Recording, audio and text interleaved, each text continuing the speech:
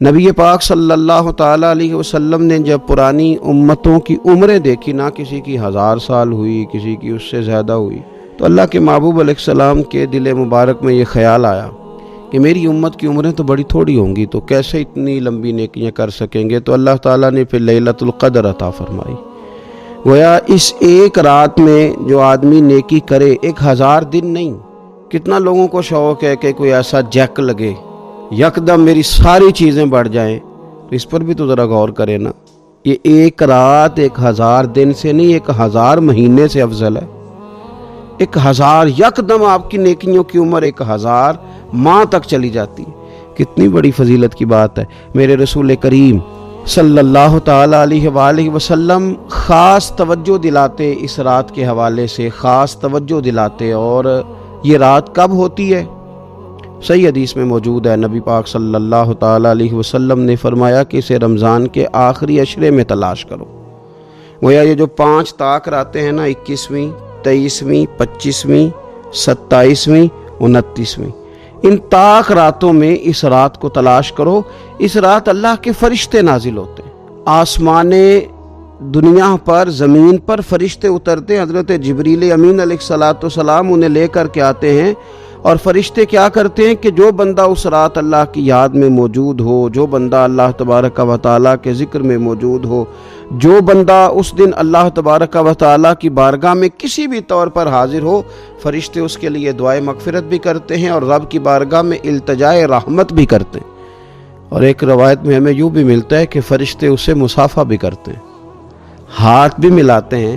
دیکھیے نا کتنی سعادت مندی ہے کہ انسان عبادت کر رہا ہو اور فرشتے اس کی زیارت کو آئیں۔ ہمارے صوفیاء فرماتے ہیں تو پکا پروگرام بنا لے عبادت کا، فرشتے کئی بار تیری زیارت کو آیا کریں گے۔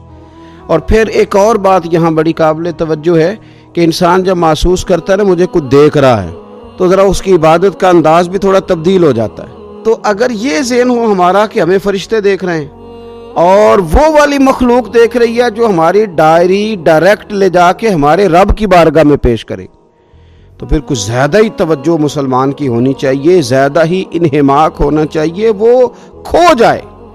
ٹھیک ہے ہم کمزور بھی ہیں، ہمارے اندر کچھ پریشانیاں بھی ہیں، ہماری بیماریاں بھی ہیں، ہم لاغر بھی ہیں، ضعف بھی آ جاتا ہے، تھکاوٹ بھی ہمیں آ لیتی ہے، لیکن لمبی تو بات ہی کوئی نہیں، 5 تو طاق راتیں ہیں۔ حضرت سیدہ عائشہ صدیقہ رضی اللہ تعالیٰ عنہا ارشاد فرماتی ہیں کہ جب رمضان کا آخری عشرہ شروع ہوتا تھا نا، تو نبی پاک اپنی کمر کس لیتے تھے عبادت کے لیے، خود بھی رات کو اٹھتے تھے، ہمیں بھی جگاتے تھے، کیونکہ سونے کے دن تو نہیں ہے، تو جاگنے کے دن ہے۔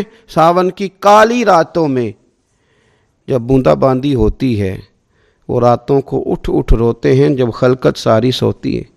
یہ رب کے بندوں کی شان ہے۔ اور ویسے بھی درویش کہتے ہیں کہ رات پوے تے بے درداں نو نیند پیاری آوے، درد منداں نو تے یاد سجن دی ستیاں وی آن جگاوے۔ تو یہ وقت ہے خاص، اس خاص وقت اس بات کی طرف ضرور توجہ کرنی چاہیے۔ اور یہ جو کہا گیا نا کہ فرشتے نازل ہوتے ہیں بِإِذْنِ رَبِّهِمْ مِنْ كُلِّ امر، اللہ کے حکم سے آتے ہیں اور ہر کام کے لیے، ہر امر خیر کے لیے آتے ہیں۔ تو اس میں بھی ہمارے مفسرین نے لکھا ہے کہ وہ تمہارے لیے پورے سال کا فیصلہ کریں گے کہ تمہیں کیا دیا جائے گا، تم کیا حاصل کرو گے اللہ تبارک و تعالیٰ کی بارگاہ سے۔ تو اس کا معنی یہ ہوا کہ پھر تو یہ لینے کی رات ہے۔ ایسا نہ ہو کہ فرشتے آئے ہوں رب کی بارگاہ سے، یہ پیغام کرم ہو کہ دینا ہے اور لینے والے سو رہے ہوں، وہ آرام میں ہوں۔ تو یاد رکھیں خیرات اسی کے پیالے میں آتی ہے جس کا پیالہ سیدھا ہوتا ہے، اور اگر پیالہ ہی سیدھا نہ ہو تو خیرات پھر پیالے میں نہیں آیا کرتی۔ تو پھر اس کو جو کہا گیا نا کہ یہ سلامتی والی ہے، تو اس میں ایک اور بات بھی ہمارے پھر مفسرین نے لکھی ہے کہ اس رات، شیطان تو ویسے ہی قید ہے، اس رات بندے کا نفس بھی نہیں اسے تنگ کرتا۔ یہ طاق راتیں اتنی حسین ہے کہ تھوڑی سی بندہ ہمت کرے تو اللہ عبادت کے لیے اس کے دل کو قرار عطا کر دیتا ہے، اسے سکون ملتا ہے، طبیعت ٹھنڈی ہو جاتی ہے، اور وہ بڑے ذوق کے ساتھ اللہ کی عبادت کرتا ہے۔ خوب بیداری کا مظاہرہ کریں طاق راتوں میں۔